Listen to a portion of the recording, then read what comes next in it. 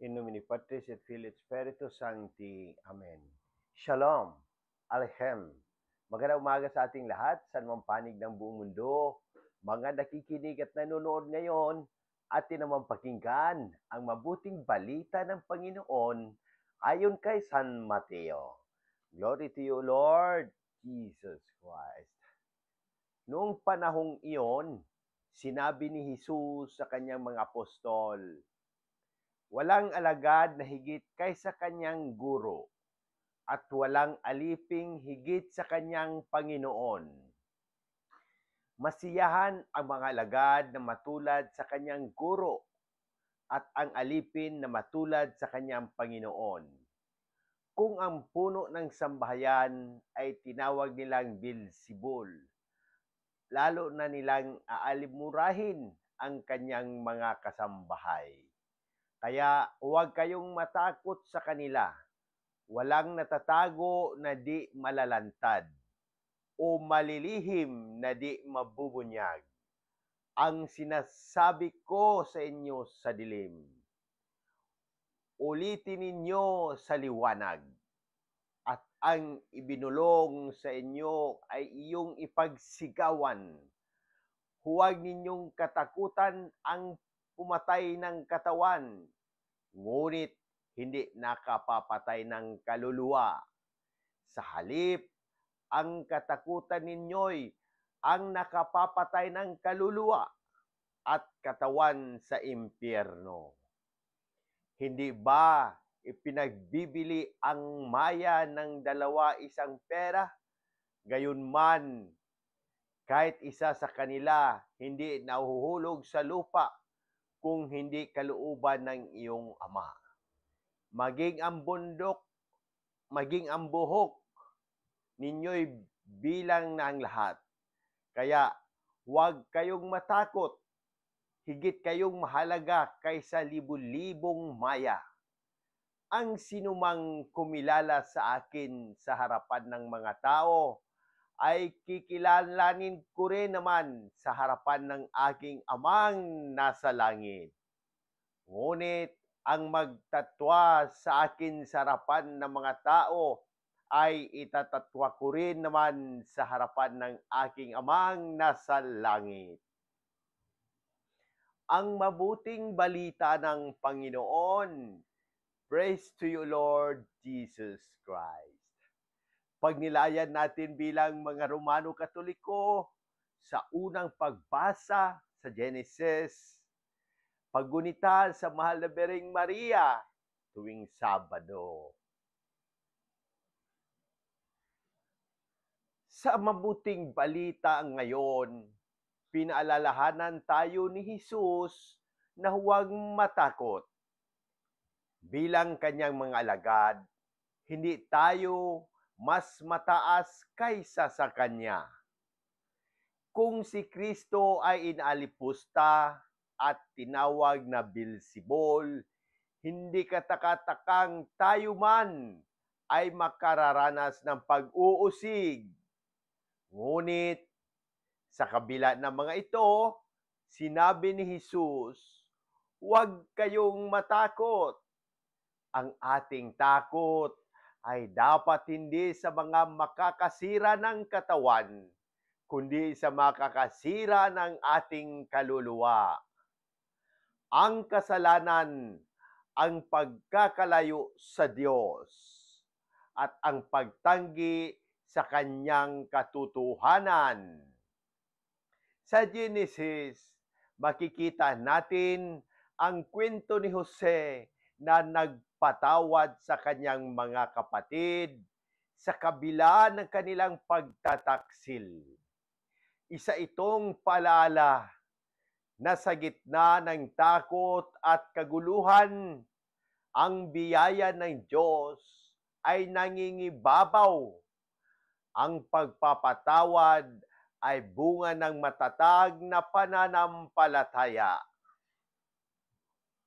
Mga halimbawa sa panahon ngayon, ang pagkalat ng mga maling impormasyon o fake news sa halip na katotohanan, Mas pinipiling paniwalaan ang sensasyonalismo. Tugon natin bilang simbahan. Magpahayag ng katotohanan sa liwanag, gaya ng sinabi ni Kristo. Ang pagkalayo sa pananampalataya ng maraming kabataan. Mas pinili ang convenience kaysa sakripisyo. Tugon natin, maglingkod bilang saksi sa pananampalataya sa pamamagitan ng pagiging huwaran sa tahanan, paaralan, at trabaho. Ang pagkakahati ng mga pamilya dahil sa teknolohiya at kabuhayan.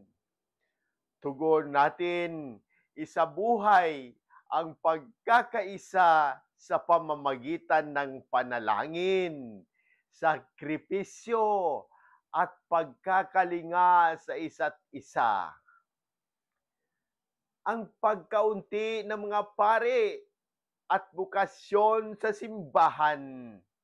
Ang tugon natin, magsimula sa panalangin, sa tahanan, suportahan ang mga kabataang nais maglingkod at hikayatin ang mga kalalakihan sa pamamagitan ng halimbawa ng mga extraordinary ministers of Holy Communion at mga laiko.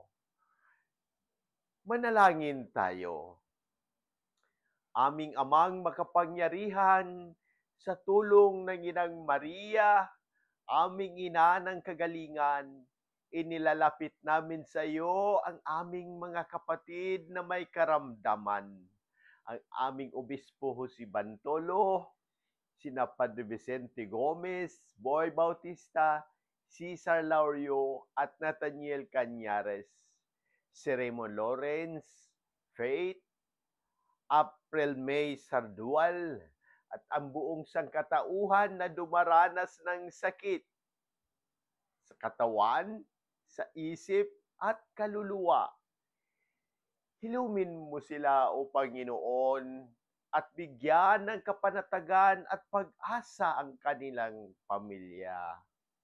Gayon din po, inaalay namin ang panalangin para sa aming mga mahal sa buhay na pumanaw, si Pope Francis, Manuel Sr., at ang lahat ng kaluluwa sa purgatorio sa pamamagitan ng panalangin ni Maria, ang ina ng awa.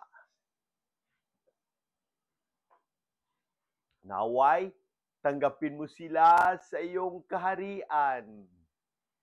Ina naming mahal, patuloy mo kaming ipanalangin na sa kabila ng aming mga pagkukulang, kami ay magbalik loob sa Diyos. Turuan mo kaming maging tapat sa aming pananampalataya at huwag matakot na kilalanin si Jesus sa harap ng sanlibutan. Amen.